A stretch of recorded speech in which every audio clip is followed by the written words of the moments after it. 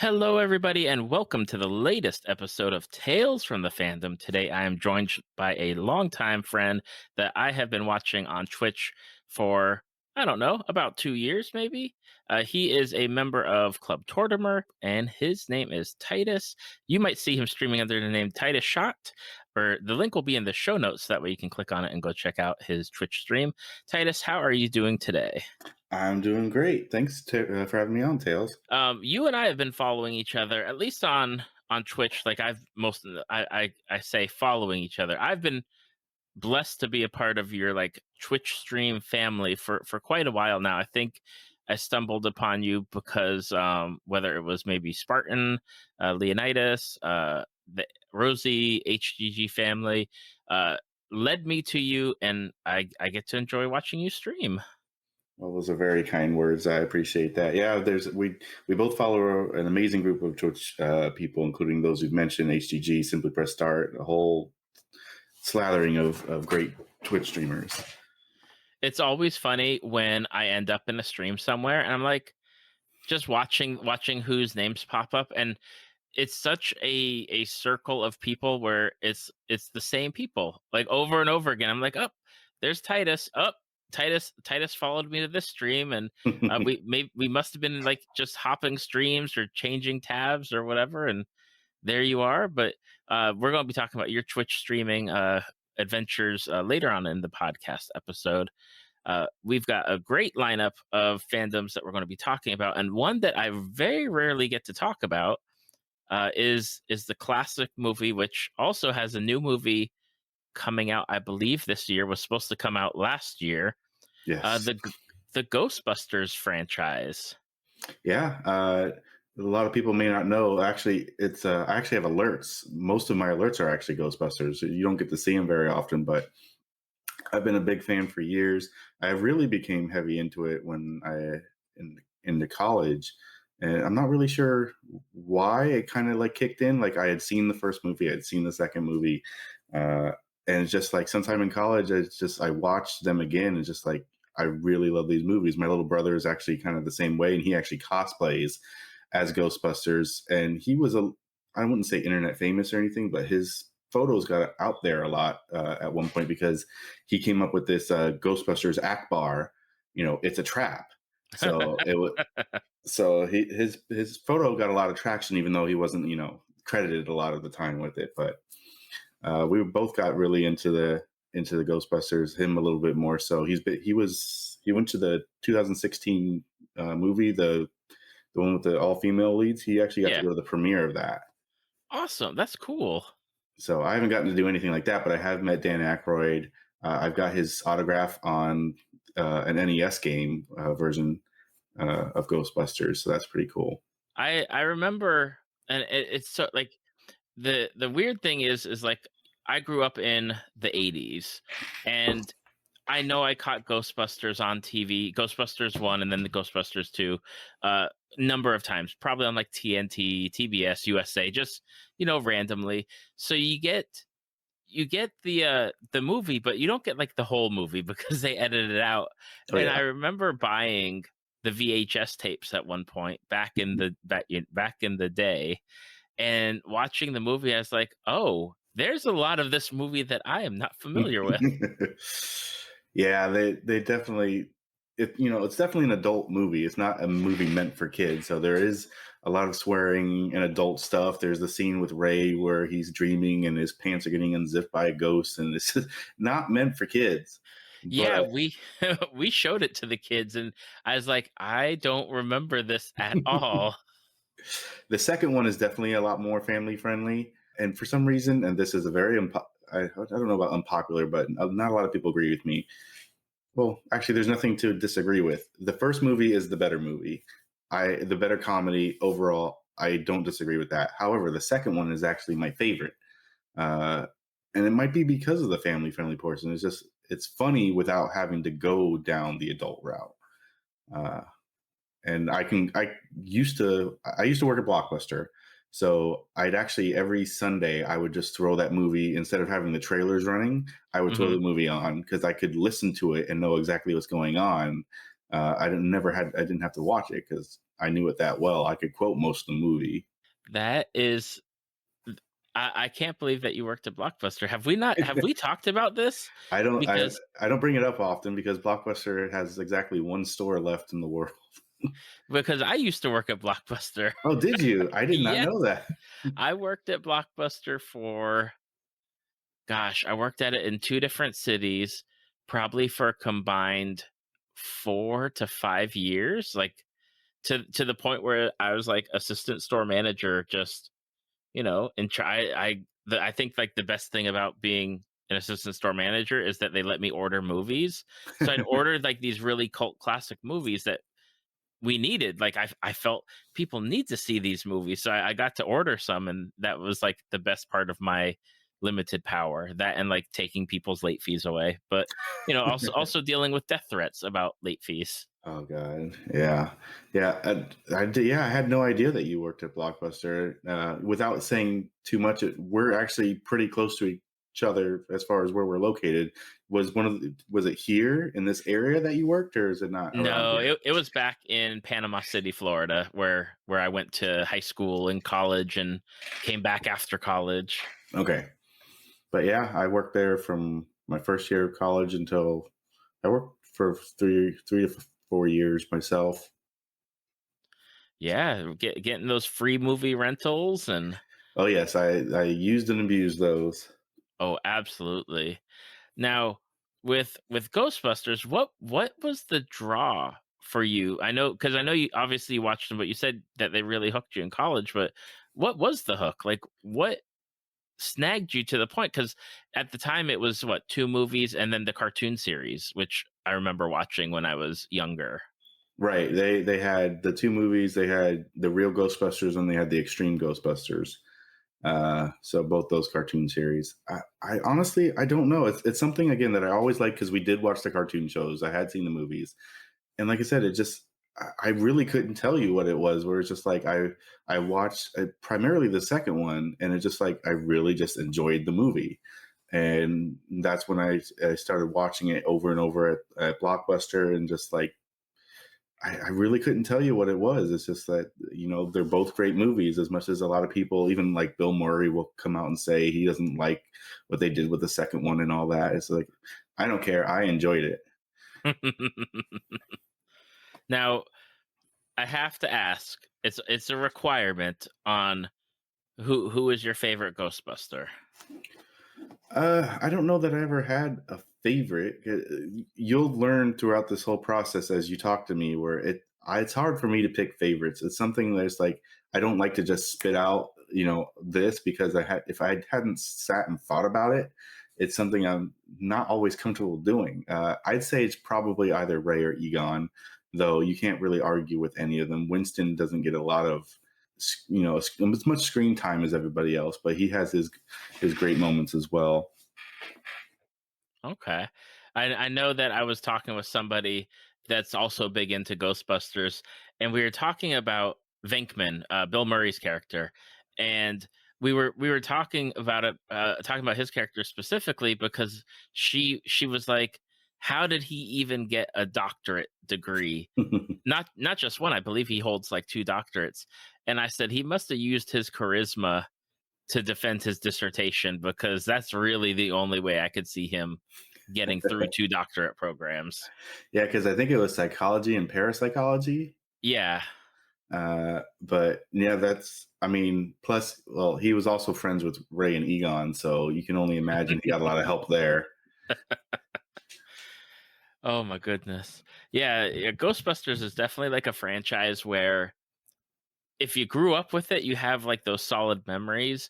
But if you don't grow up with it, it's very much like a product of its time. And It is. it it's so it's and I'm finding that out, especially with my kids being the ages that they are. We're introducing them to a lot of like the 80s and 90s movies, and there's definitely that core group of movies where you grew up with them, you saw them on repeat. Like I said, like I used to see them all the time on the channels that used to show things nowadays. And now like my kids they don't even watch TV. They just pick something on streaming to watch. Right. Yeah, is that nostalgia is definitely a big factor in a lot of the 80s movies. And even if the ones that hold up, it's just that they don't necessarily grab the interest, whether it's how they look versus movies nowadays or a lack of action. It's hard to say, but that's where I'm going to be very interested in how Ghostbusters Afterlife does. Yes, I am really intrigued because and with the reboot movie or the movie with the all female leads, what did you think about that? Like, what did you like it? Was it something where you're like, okay, this fits? Or I know that they've basically said that it's not part of like Ghostbusters, like the Ghostbusters continuity. It's like its own little thing. Right. I've actually not seen it. Uh, What? yeah, I may I'm not against seeing it, and I don't judge it because I'm not one of those people who is just like, oh, it's got these people or it's they did this, and so I'm not going to watch it because it's horrible. I can't say it's horrible because I haven't watched it. That being said, I have gone on my way to look at various clips of the movie, like on YouTube or whatnot, and it doesn't seem like it's something I would enjoy. I feel like they should have either gone completely different or gone completely like head into being Ghostbusters, where they tried to find a middle ground, and I don't think it worked. From again, this is just based on what I've seen. There are some things that do work. Kate McKinnon's character looks like she did; she was great, but everybody else was just like watered down versions of the male counterparts in the other movie. Uh, Gotcha. but again, haven't seen it. I'm not opposed to seeing it. It just never came to be. I'd heard a lot of mixed things about it, and I think part of me just didn't want to tarnish the Ghostbusters name, so I just never ended up watching it. I can understand that. I mean, I watched it. I fell in love with especially Kate McKinnon's character. I really dug her character. There were some things that I wasn't a fan of. Like I didn't really dig how they brought Slimer into it. Um, and I kind of do wish that they had been able to been like, okay, you know what, we're making this a part of the Ghostbusters like canon or Ghostbusters like reality essentially, instead of having like the random appearances from the current still living Ghostbusters, but they weren't them, they were just random people that showed up. It's Right. like, okay, that it would have been a little bit nicer to have had like the seamless meshing of stuff. And I think that they had a comic book maybe a couple years ago where they had a crossover between the two teams of Ghostbusters, kind of to just like I guess point out like they're not in the same New York City essentially. Gotcha. Yeah, I mean, you go into the comic books, you're going to find all kinds of stuff. I think there's a Teenage Mutant Ninja Turtle Ghostbusters crossover somewhere. It's like you go into the comics, you're opening the floodgates. Oh, absolutely. I mean, especially with anything again from the '80s, where it's like Ghostbusters meets Transformers, Ghostbusters and GI Joe. I'm sure there's tons of those crossovers. And I shockingly forgot, like, because last year was such a strange year, and then things just got pushed back or canceled uh, for scheduling. I totally forgot that there was a Ghostbusters movie because I was hyped for it. I was like, "Oh, this looks great! I love what they're like the trailer for it. I was really into it, and then I forgot all about it that it existed until I got reminded of it earlier this year. I was like, "Oh, you mean that never came out?" And nope. Yeah, it was supposed to be last summer. We got one trailer like last March, and there has not been an additional trailer. It wasn't until recently that we got like 30 seconds of footage with the little mini marshmallow stuff. I don't know if you saw that one. I Uh, don't think I have yet. but yeah, we haven't seen anything from this movie since more than a year ago. So it's sucked. It really has sucked. It's just like you said, eagerly awaiting. Like it's supposed to come out, I think last June, maybe May, but May or June, and then it got pushed back to like November or like August the same Mhm. year, and it just kept pushed back, and I think it's finally set for like September or November or something this year. So they've had all the time in the world to perfect this movie. So they have no excuses. You hear that, Ghostbusters? No excuses. Yes. Awesome. I know I'm looking forward to it, and especially with movies coming back. Like I haven't gone to the movie theater yet, but dang, if I'm not tempted by some of the movies that are on the horizon of, I really would love to see that in a movie theater, but I'll have to just evaluate and see. Yeah, that's the thing. It says how big of the movie, like Marvel's going to be I think the big test for a lot of people. Like because a lot of people have probably never not seen a Marvel movie in theaters. So it'll be interesting to see how that does versus like getting for Black Widows coming up, whether or not a lot of people do it on demand, or if they're actually just like, you know what, I'm going to the theaters. Yep. Yeah, that I think that's me. I'm pretty sure I've seen, I can't say all of the movies, but I've seen almost all of the Marvel movies in theaters at least once. And it's like it's that siren's lure of come back, spend your money, and we'll see. We'll see. Yeah. Now, another fandom that you're into, and I'm into it kind of peripherally, I guess, is because I enjoy people streaming it and watching it. My kids used to collect, and I say the term collect very loosely, um, because I believe I have some of the cards next to me over in a box somewhere. But you're into Pokemon Indeed. now. Are you like, what subsection of Pokemon are you into? Are you into like watching the show, the movies, playing the games, the card game? Like, where do you fall in the vast Pokemon spectrum? Well, back in the day, when I was younger, it was definitely the anime. I would watch the anime and I would play the card game. Uh, and I would play the Game Boy games too. So it was a little bit of everything. As I got older, I kind of grew out of the card game. Right now, it makes me real sad that when I went to college, I sold my binder of cards for like $100. I don't know what that would be worth right now. It's best not to think about it. But so I grew out of the card game and the anime because the anime just kept changing and I just didn't really have time for it, but I always played the games. Every handheld that came out for Nintendo, I'd get the handheld, so I'd get the next Pokemon. So I've at least played every iteration of Pokemon from the beginning, Red and Blue onwards to now Sword and Shield. Uh, yeah, it wasn't until recently that I got back into the card game, and I don't play, and my collecting is minimal. But what I do now is that I have a store. So the Tidushot.com, I have a website where I sell Pokemon cards. I get it from a distributor like your local hobby store would.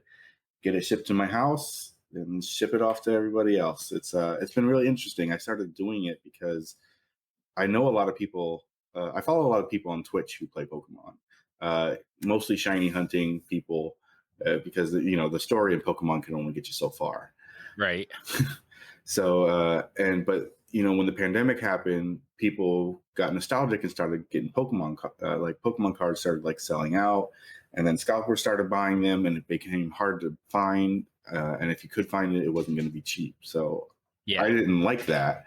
So I was like, let me see what my options are. I was able to get in with the distributor, and I can sell cards at retail, which I've been lucky enough to be able to do for a lot of people.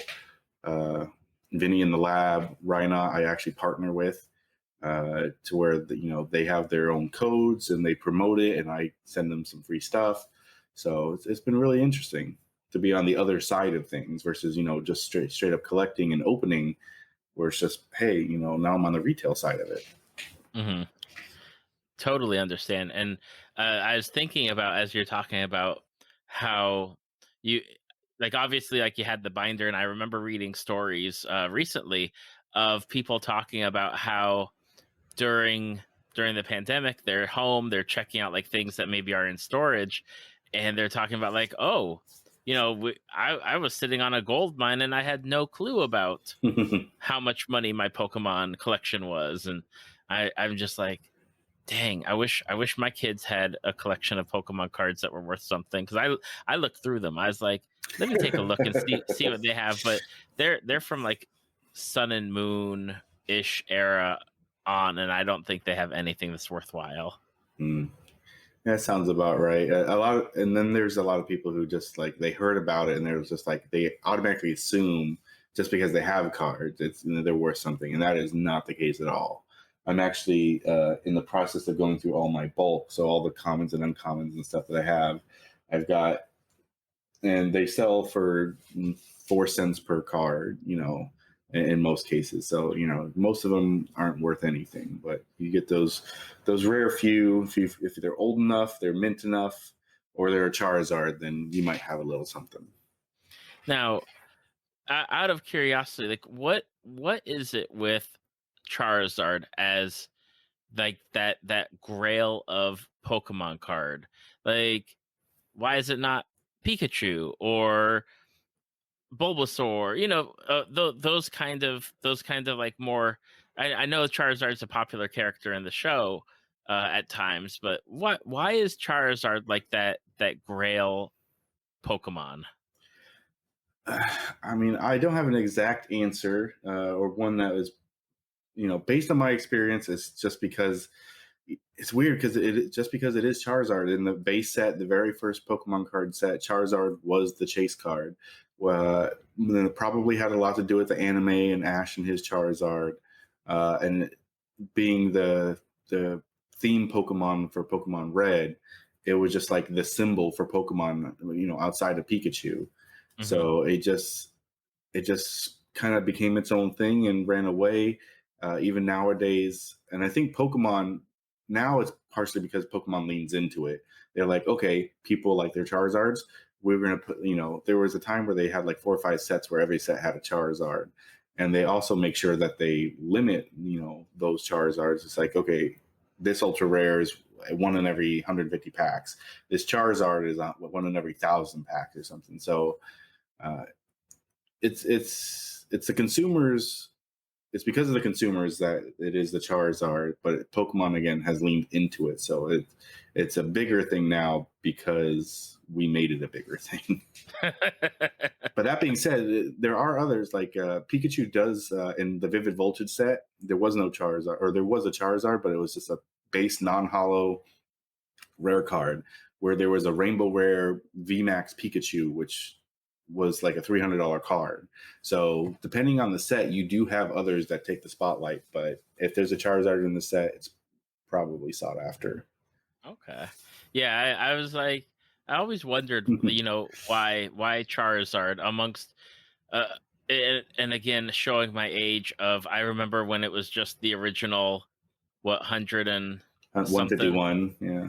151 Pokemon, and silly me, because my kids watched the anime at one point, and I was like, oh, I'll buy. I went from playing Pokemon Yellow way back in the day to getting Sun and Moon, and I'm like, I have no clue who these Pokemon are. I guess there's new types of Pokemon and all these different like variations of Pokemon, and it was very strange to me. And it's something where I'm like, okay, I understand, but at the same time, why are there Pokemon buildings and why are there Pokemon trash heaps and Pokemon fruit, like ice creams? I don't know. Oh, there really is no good answer for that. I mean, the Pokemon community asks those questions themselves. Is like you get your great designs, and there's plenty of great Pokemon out there. But then, like you said, you have a trash bag, you have an ice cream cone, you have Klefki, which is a key ring of keys. I mean, at what point do you say this is ridiculous? Never. Never. No, for them is literally never. That's right. It's just something like I don't know. Like when I was watching people play Pokemon Snap, because that was a game I was really close to purchasing, and then I said, I've watched enough people play it on stream, and I think I'm good. Yeah, I would say that because I've played once through it, and I had my fill of it. And it's not that I won't ever go back, but if you're like you said, you've watched enough of it. Once you've seen through it, little incentive to go, unless you really want those like high scores or you're like that kind of competitive. Uh, you're there to see what it has to offer, and because of the internet, you can see that like without having to buy the game, and you can spend you can spend 2 hours watching somebody's videos of like getting the best shots, and then you've seen everything. Yep. And I mean, it looks pretty. I like looking at it, and I like seeing Sword and Shield and what they've done with the graphics, and it looks great. I just like I know from personal feeling I could not be a shiny hunter. I would be done with it after like 10. I'd be like, because like I'll play Animal Crossing and I'll try to get the villager that I want, but I know that there's like 400 villagers, and every time I try to sink like hours into finding somebody, I don't. There's no way. I see streamers shiny hunt for days and weeks, and I couldn't do it. There's just something where I just be like, no, just no. Yeah, that's actually how I got back. Like I said, I bought every Pokemon game and played them, but I didn't really get heavily back into it until Let's Go. I was watching Twitch, and then I saw people shiny hunting in Let's Go. I was like, I want to do that because in Let's Go, it's easy. You don't have to do the encounters; they just pop up on screen. Let's Go made it really appealing to do shiny hunting, which is why it's the only game I've really heavily shiny hunted in. Uh, Yeah, and so Sword and Shield I've done a little bit, but I couldn't be a shiny hunter like all those other people on Twitch either, just because it's just the sheer amount of time and patience I don't have. Exactly. Now, you've played all the Pokemon games. Do you have one that you prefer more than the others as far as like either replayability or going back to it, or that was like again, we've got the nostalgia feel. So if there's one that's like, you know what, I love this, even though it might not be the best, I love it. Uh, Not really, because Pokemon is actually kind of weird for me. Where besides the shiny hunting, which is only a recent thing, like some people have been shiny hunting since it's been possible, but I didn't get into it until Let's Go. But when it comes to the Pokemon games, I'll play the game, I'll get through the game. I might go for the decks or as much of the decks that I can, and then that's basically it for me. I don't know that there's really been a time where I've ever gone back and played an older game. It's always just what's either, I might play the remake or something like that, but I don't think I've really ever gone back. So favorites are hard to say. The originals, obviously, like you said, for nostalgia purposes, the second games actually because were awesome because you played the Johto region, and then when you finish the game, they send you back. Hey, guess what? You can go to Kanto and do those gyms again, which they've never done since, which is awesome. Uh, so yeah. As far as favorite goes, I don't know that I really have one. I just like seeing how Pokemon is progressing. Okay. What's your thoughts on I guess the what everyone jokes about is like Breath of the Pokemon, or Legends like Arceus. yeah, the that one, like the free roaming, free range Pokemon game. What's your thoughts on that with it I coming out? I think what end of this year, next year? That one, January or February of next year. I think February, but either way, it's a lot earlier than people expected because the Diamond and Pearl remakes are coming out in November, I think, Mhm. and then just like 2 or 3 months later, we get the Legends Arceus. So everybody's like, "Whoa!" Uh, my thoughts: I'm very cautiously optimistic.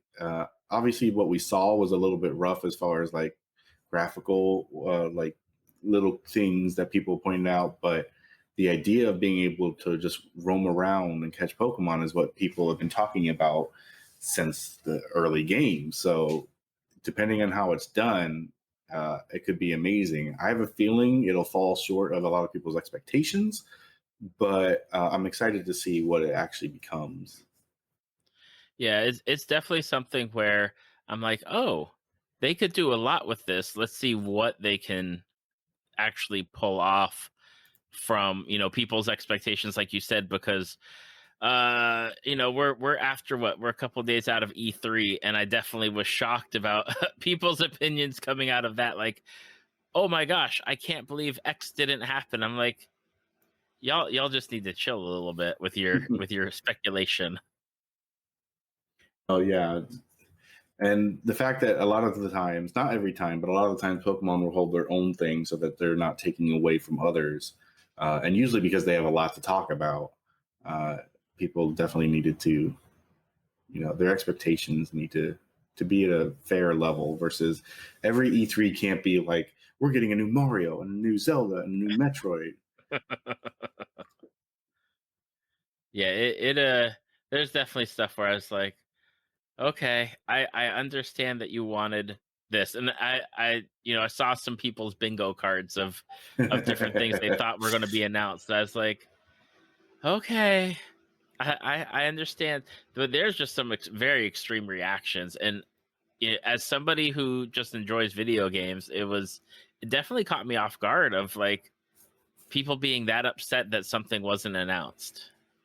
Oh yeah, just wait until tomorrow for when this is recorded. Tomorrow, Pokemon. There's going to be news for Pokemon Unite, which is that battle royale game. Not battle royale.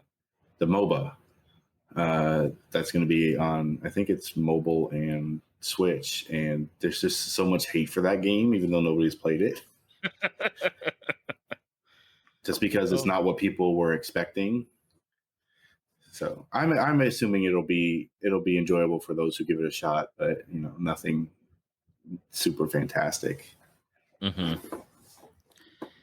Now, from Pokemon, which obviously, anime, card game, video games, you're also into like video games as like a whole spectrum.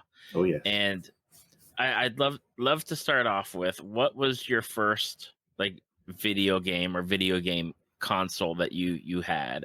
the very first console was the NES. Uh, I can barely remember, but I do remember we had an NES. I was undoubtedly one of the Mario games. That being said, that was the first one that we owned. Originally from California, though most of my life has been here in Florida, and I do recall playing for some reason specifically the Little Mermaid on the NES at my aunt's house. Uh, After that, we moved here, and then, like I said, we got our NES, and since then, anytime we've got a chance to upgrade, I've tried to make sure that we could. Hmm. And I know you have the PlayStation 5. You're one of the lucky people. I like whenever like I follow somebody on Twitter when they announce like, "Oh, this place is going to have it. This place is going to have it." And I don't know how people get through on buying it, because like I've come close, I feel, to the point where I get like through the second step of maybe getting it into my cart, but then it's like there's no places around here that have it available. You are out of luck. Yeah, I was actually fortunate enough to get two. So it's a mixture of just knowing certain things and then just being online at the right time. I didn't keep the second one, and I didn't scalp it. I actually picked it up because I knew other people that I know would need it. So actually, streamer Thor Heck yeah has a PS5 because I was able to find one, and I got it and shipped it to her. Hmm. Which is a good thing, because I cannot tell you the times that like even that I come across people trying to scalp them on Facebook or on Craigslist. I'm like, dang, that's just so expensive. Like Oh yeah. one day I'll be able to walk into a store and maybe get one. Maybe. Possibly. Now, what's your genre of games that you lean into, or are you more of a variety? You'll play basically whatever catches your interest. I've definitely become more variety. I mean, a lot of people would describe me as a variety streamer. That's because the type of games that I stream and just play in general is all over the place. I do prefer like story based games, though recently Dead by Daylight's been something I've been playing a lot of. Uh, I used to be heavy into JRPGs. Final Fantasy, I used to be like all about Final Fantasy. Uh, Final Fantasy 3 on the Super Nintendo was like the big. It's Final Fantasy 6 in the US, but it was 3 Right. on the Super Nintendo, and that's still possibly in my mind tied for, or if not the best Final Fantasy game out there. Uh, and just JRPG out there. The story is great. The battle system is excellent. So I used to be really heavy into JRPGs, but I don't find the time. I don't really have the time for that, the kind of 40-50 hour grind anymore. The most recent time I've gotten to play was Nino Kuni. Hmm. I played it on stream. And, that took 30-40 hours, and that's not bad for a JRPG, but it's still a long time for someone who, I get like 2 hours every other night to play. That takes a long time. So, Yeah. but yeah, like I said, nowadays mostly story based games, whether that be games like I'm trying to think, like the Telltale games, or why can't I remember the name of the game right now? Uh, they just got the remastered collection announced. It's just Mass like, Effect. no, it's just like the Telltale games, but it's the one with the powers. Life is Strange. Okay. So yeah, whether it's games like the Telltale games of Life is Strange, which are similar but still different, or I like the story games, the story portions of like Mortal Kombat and Injustice. So there's some fighting games in there. I do not play anywhere near competitive, so I literally wait till it's cheap, play through the story, and I'm done with it. RPGs where I get the chance, but again, it's usually got to be shorter ones. Action, I think action is pretty much taking over a lot of that. Action adventure like Uncharted. Hmm. I'm going to be playing Jedi Fallen Order soon.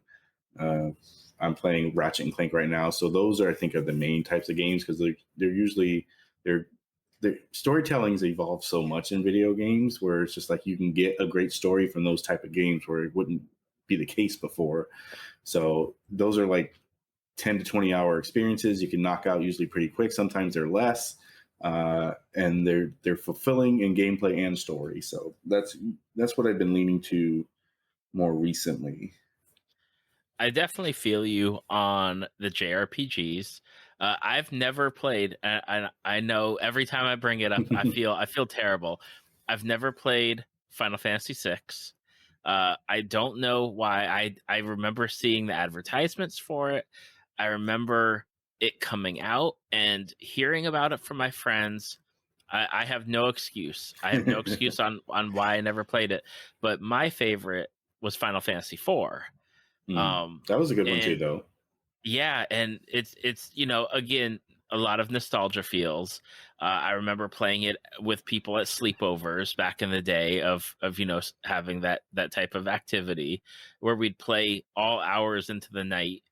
But I recently tried to play, because I love Final Fantasy X, and I recently tried to play it, and my kids were like, "Are you done? We'd like to play on the TV or do something else, play a different game." They wanted to take over, and I said, "I got to reach a save point," and that I think that's the one thing where I wish more games could just implement like a quick save feature, so I could pick it up, play it for like 10 or 15 minutes, and then put it back, because that's my life of not having enough time to play something.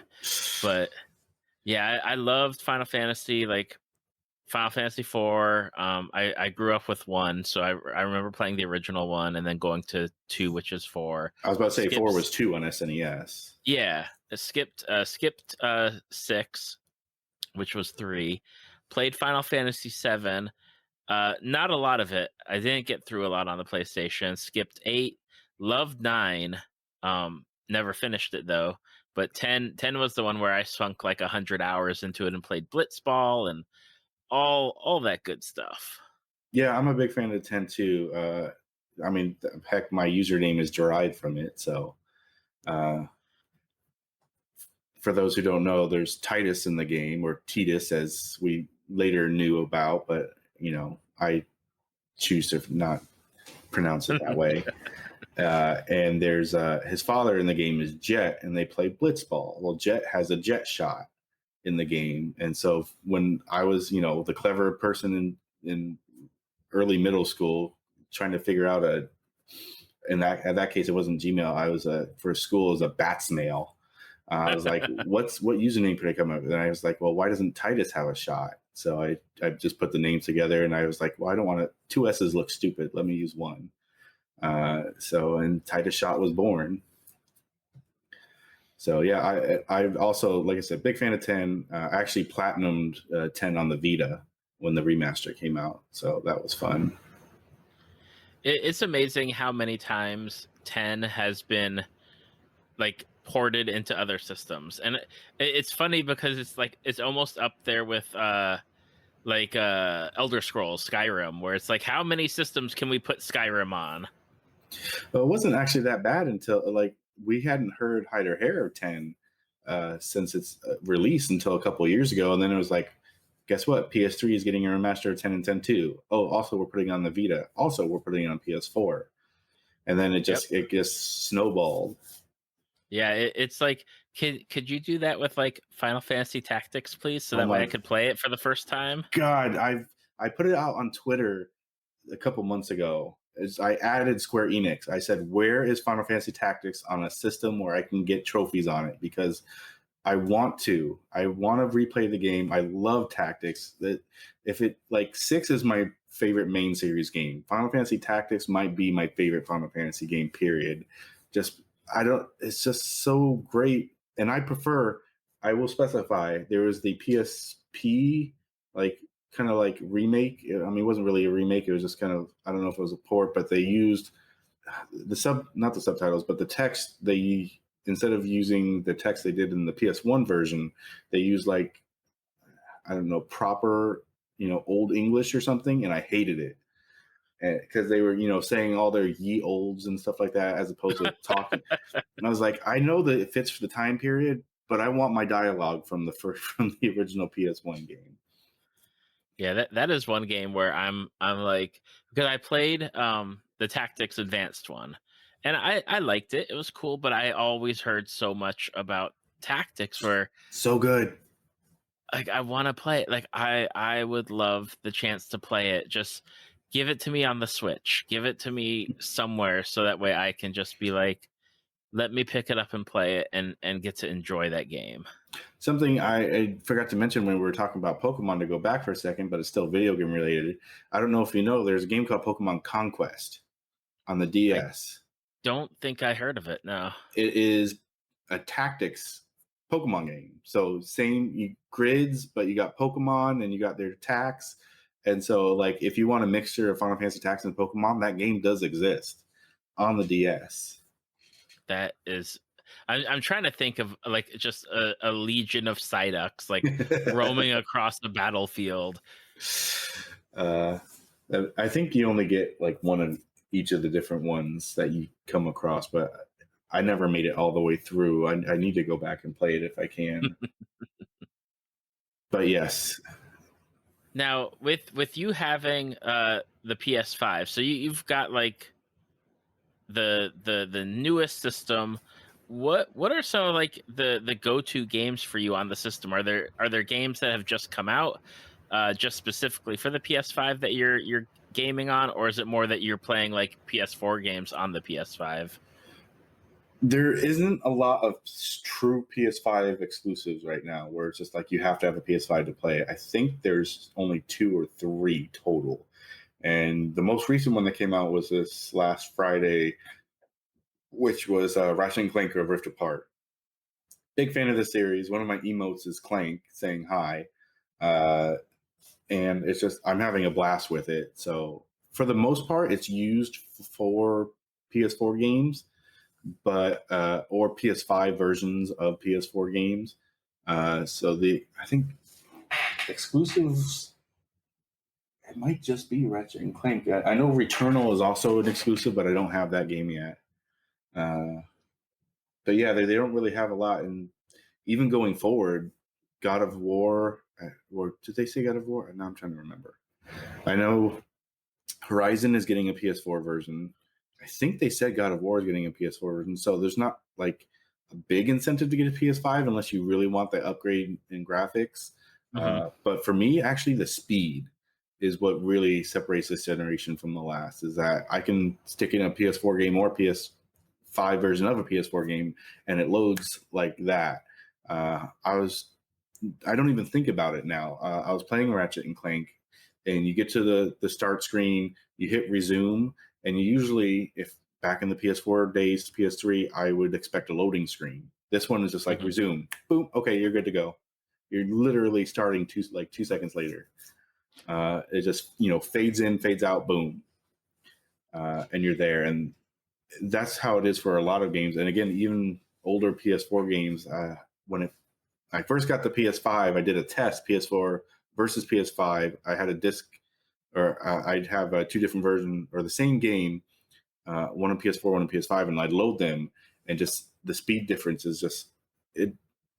You don't think about those things until you see them happen. Then it's just like, oh my god, how could I ever go back?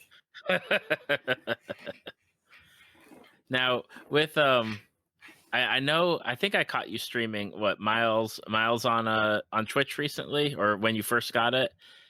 Miles Morales. Yeah. Yeah, I when think when the PS5 came out, I played.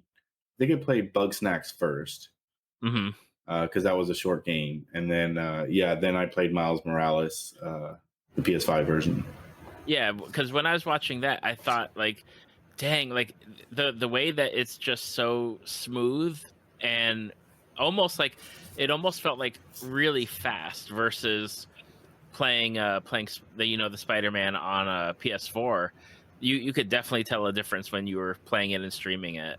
Oh, absolutely, and there's you can actually even tell the visual thing because you have the options for like the performance versus the uh, visuals and stuff like that. If you turn on the visuals versus not, there's I think it's you can turn on the ray tracing and stuff like that. You see stuff you don't think about unless you stop and look. I was looking at a building's reflection, and you look around to where it's reflecting from, and it doesn't match like in the regular mode. But you turn on the Right. performance mode, and it's literally reflecting what's on the other side of it.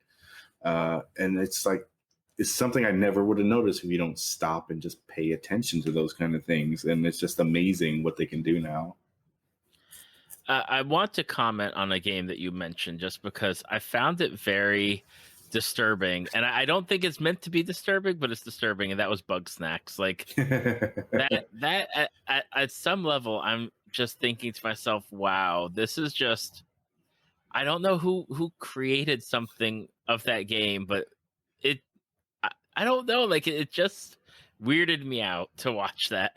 No, I don't blame you at all because when you take a look at the game, you hear about if somebody tried to describe it to you without spoiling anything, it's a game, where you're catching snack or bugs that look like snacks, like burgers and fries and pickles and a whole bunch of stuff like that. And it's just like, and when you look at the art style, it looks very cutesy.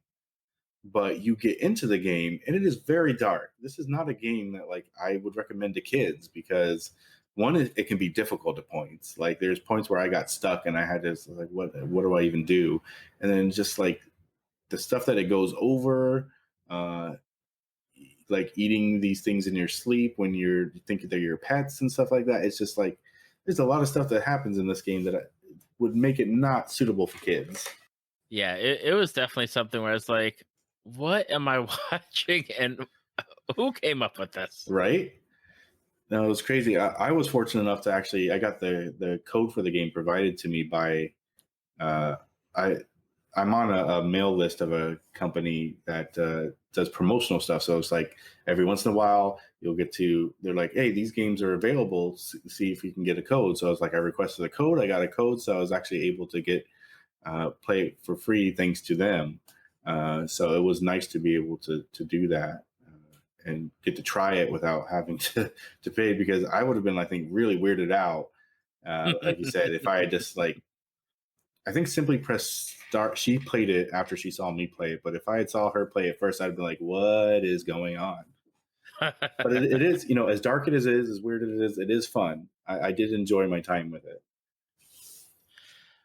Now we're recording this in June, and it's almost perfect because I think we're at like basically the halfway mark of we're sitting right here at halfway through the year. The episode comes out in August, so apologies for the August listeners. Uh, however, what games are on your horizon for like the rest of the year? Like what's on your list of I either want to play the games or I'm looking forward to these games coming out to pick them up. That it's an interesting question because I was hoping E3 would kind of shed more light on what I would be playing because we don't know. before this, we didn't really know a lot that was coming out, and even now, I can't really even think of a lot that's coming out because the stuff that I've seen isn't necessarily for me. I know Life is Strange. I don't know if they're calling it 3 or not, but the next Life is Strange is coming out. I'll probably look into that. Horizon Forbidden West, of course, if it still makes it this year. Hoping it does, but I'm not necessarily expecting. But yeah, other than that, there's not a ton. The Diamond and Pearl remakes, I'm not like in a rush to get. This year, I've actually been going through what I had dubbed the year the backlog died. So I've been trying to get through as many games that, because everybody's got a backlog. They buy games and they don't necessarily play them at the moment. So I've been trying to get through as many as I can. Right, I'm 13 or 14 games I've finished so far. I don't know how many more I'll get left. Be able to get to before the other. Like you said, we're almost at half the year. It really depends on the games that I choose. Right now, it's Ratchet and Clank. Next is going to be, I think, Jedi Fallen Order. Then I'm going to do Ori, Will of the Wisp. So there's lots of games that I will be playing. There's no shortage of that. But as far as like new stuff coming out, that's where it kind of gets like iffy for me. That being said, Sony hasn't done, since they weren't a part of E3, we don't know what's really coming their second half besides Horizon. So there could be some more stuff that we're just not aware of yet. Yeah, I follow a few game journalists on Twitter, and one of them said, but with the Breath of the Wild, when they talked about that, the Breath of the Wild 2, they said, they're aiming for 2022. And somebody else said, and then she followed that up with, I think I'm living in a world where Horizon Zero Dawn, the sequel, and Breath of the Wild 2 are going to come out right around the same time. She said it's almost looking that way, just because of how they keep talking about they're striving to get to those dates, but who knows if they're actually going to get to them. Horizon will definitely come out first because their release is supposed to be this year. Breath of the Wild is supposed to be next year.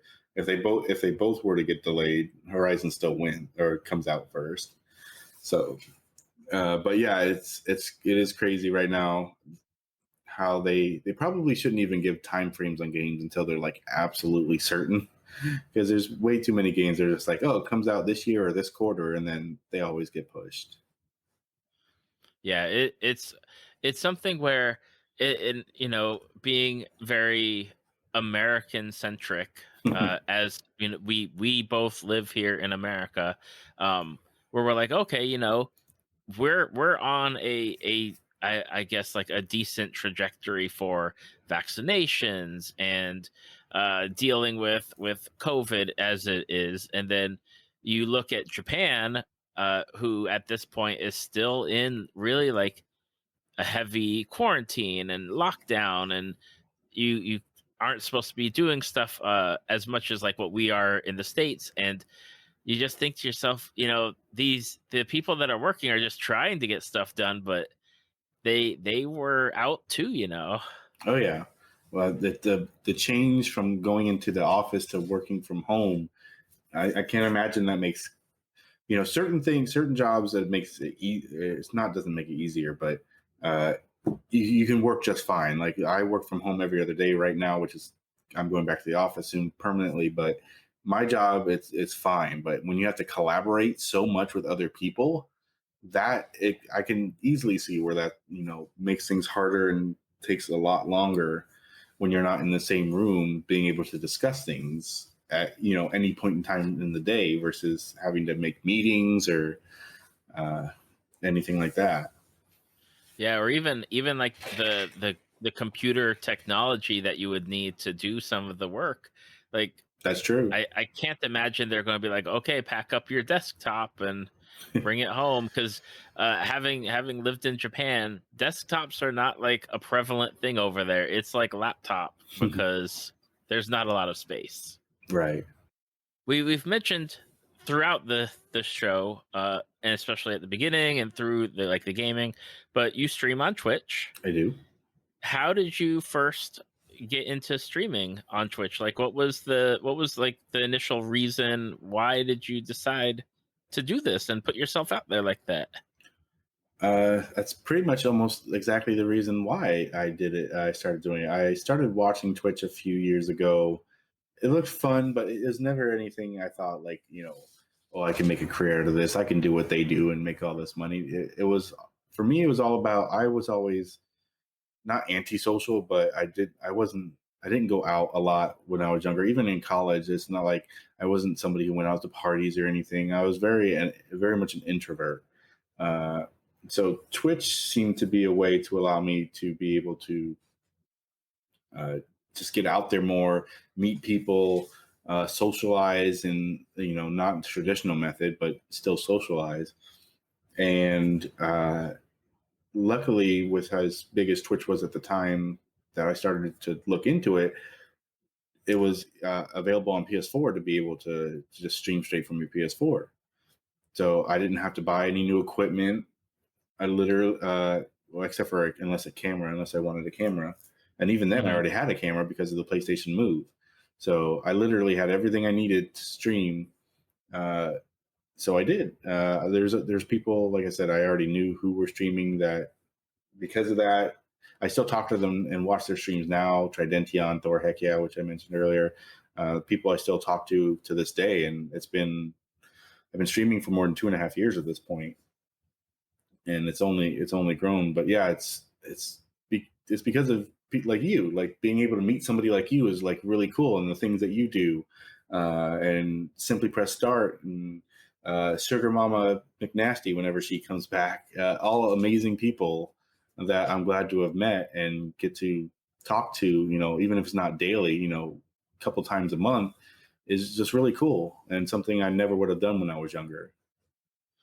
Absolutely, and it's definitely something where I know personally speaking, I had one thought of Twitch of like one perception of Twitch, Mm, and it changed once I started actually like watching the people and listening to the people talk, because it's not always about, and for some people it is, but it's not always about the game that they're playing, but it's also about them connecting with the people that are in their chat, which is a wonderful thing. Is how I first came across a number of streamers and just started branching out from there, is just sitting in the chat listening to them, the streamers talk to their chat and talk back and forth. And it's very strange sometimes, especially me, when I start asking like Twitch streamers to come on this podcast, because it's the first time they're hearing my voice versus reading just what I'm writing in chat, and then you responding to it. right. Yeah, and I think a lot of that perception just comes from people when they just hear what Twitch is or what people describe Twitch is, and so they automatically have this perception of, oh, why do these people they get paid to play video games? I don't understand. And then you go into not, and to be fair, if you go into maybe a top earning Twitch stream, you might kind of get what you're expecting to some extent. But then you go to the base level Twitch, the standard, I'd say, streamer, and you get what you're saying. It's like you get people interacting with other people. They just happen to be playing games or doing something else.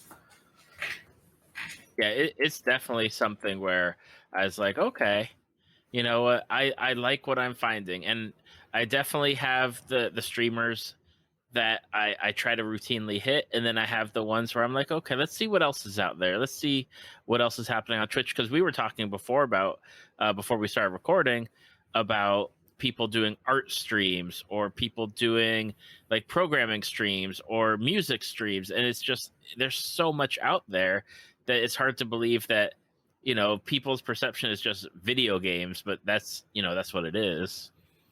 Well, let's not forget the ever popular hot tub streams. Yes. Yeah, I don't have much experience with that, but Nor do I, I. I do envy those that have a hot tub. I would love to have one. Uh, Not here in Florida. No, thank you. Now, for you, streaming, like when you stream, you primarily stream off of your PlayStation still, right? No, there's a couple.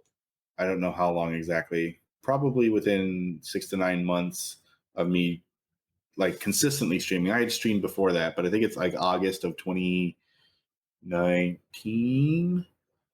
Sounds about right. When I started like streaming on a somewhat consistent basis. 6 to 9 months after that or so, I got a capture card. Okay. And so I still run out. I actually have two capture cards now. One I use in the bedroom when we do Jackbox or when my wife streams because she doesn't like to do the camera. And then I bought last year the internal card. I forget which one it is, the 4KD or something. Who even knows? Yeah, yeah. But so it's I didn't want to have to mess with all the wires from the external one anymore. It's just literally it's sitting in my PC and I have this HDMI going into the PlayStation and we're all good. Okay. So yeah, I've got the whole camera. I got a camera here. I got a Wave 3 microphone. So I've upgraded quite a bit in the last 2.5 years. Now with you streaming, um, and I know you mentioned playing Jackbox, and you've streamed a number of games like Bugsnax and Miles, and you stream pretty much a variety of stuff. What's been your favorite game to stream? Whew, that's a toughie. It might be honestly Jackbox. I enjoy. There's a lot of games I enjoy streaming. I can tell you one that I didn't necessarily enjoy streaming for some reason or another was I don't know why I can't remember it, but there was a game recently that I played 2 or 3 times on stream, and it just wasn't feeling it, which is usually not the case. I usually like whatever I'm playing. I'm just happy to be playing, but it just wasn't feeling it for stream. So I was like, this is it for stream. It's on the backlog list still, and I'll finish it off stream. But it was weird. But Jackbox, I think, is my favorite just because it was shortly after I started the regular streaming. I convinced my wife, is like, hey, we enjoy Jackbox. What do you think about picking a night a week and doing it? So it's been probably at least 2 years. That we've been streaming Jackbox, and we have some regulars who've been here almost every Friday since then, who still join us every Friday, that we've gotten to know really well. That we've actually we started like we watch trash television sometimes, or what we consider trash television, and so do they. So we've actually done like a watch along of like a season finale of something where we're like judging everything at the same time over a Discord call. And it's just been great, and we always have fun on Jackbox. Occasionally you get the trolls, but it's not really a lot nowadays. But Jackbox is always really fun. Yeah, Jackbox is always something because I hang out in somebody's stream on the weekends where they play Jackbox, and we have to make sure, like they and the mod team make sure that it's people that have been in chat for at least like 15 or 20 minutes and that they've communicated, and then they get like told the code privately because of the troll situation, and having to dump the game if something comes up where it's like not appropriate. Right. Luckily, Jackbox themselves has recognized a lot of this stuff. So they have things like you can hide their room code. You can make it to where you have to be logged into Twitch through their site to do it. So that, I think, has kept out a lot of people. You can censor people within a lot of the games now. So, and once you do that, they don't participate in the rest of the game. So Jackbox has done really good about protecting people as much as they can. Mm-hmm. Absolutely. And there's just so many good things like Murder Trivia Party 2. That's my favorite. Yep. Trivia Murder Party. Quiplash is a great one. There's this Blather Around is one that we've liked a lot recently. And actually, we've gone back to, I think it's the second party pack, Earwax. We started playing a lot of. I don't know if you ever played that one. I don't think I've played that one. Not that one specifically. Yeah, though. one of you is the judge, and you pick a prompt. Let's just say this person makes this sound when they are frustrated or something. It's usually a lot funnier than that, and then everybody else gets like 8 to 10 different noises, and they have to put two together to like make something. And a lot of the times, it's just hilarious. I don't do it justice describing it. My son bought for the Switch. He bought the I think it's number 5, and his favorite, like, and he just goes crazy over it, is Patently Stupid. Oh, we started actually playing that a lot recently too. Yeah, he loves that game. He comes up with like just off the wall things that you wouldn't ever think of, but that's what the game is there for. Right. Yeah, it's good stuff. Good games. Yeah, and they come out with a pack every year, usually around September. So, since we've been doing it the Friday nights, every year we just like day one we get it, since it usually comes out on the Tuesday beforehand or so, and then we're right into the new games. Now, as a Twitch streamer, where do you see yourself going? What do you hope for streaming? Because I know you do it like every other day, uh, ish, as far as streaming goes. Like, what do you have any long range goals? Is it more of just a, hey, I get to play games and hang out with people and continue to do that? Well, so the schedule is going to be changing soon because, like I said, I'm going back to work in the office full time. The only reason I was streaming every other day is because I was working at home every other day, so I could stream the night before and not have to worry too much about sleep. Hmm. But now I'm going to go into the office, and the plan right now is to have me open, which means I'm up at 5:45 a.m. Monday through Friday, which means I'm not going to be able to do those late nights. So schedule wise, things are going to be changing here towards the end of the month, and I'm not too sure what it's going to look like. But as far as the channel goes, I mean, it's just there's no real like top goals. Like even if a goal was partner, I recognize that I'm never going to get there just because I recognize what I am and the kind of gameplay that I have and stuff, and I'm okay with that. It's not the goal. It's just to meet more people and friends. So I didn't say anything earlier, but it's almost been kind of bad luck for the people that I talked to this about. But so I've had some really good friends I've met on Twitch, including one was Keo Hobo. I used to watch her all the time. We would have like really like I don't want to say deep discussions, but like real discussions on Twitch and whatnot.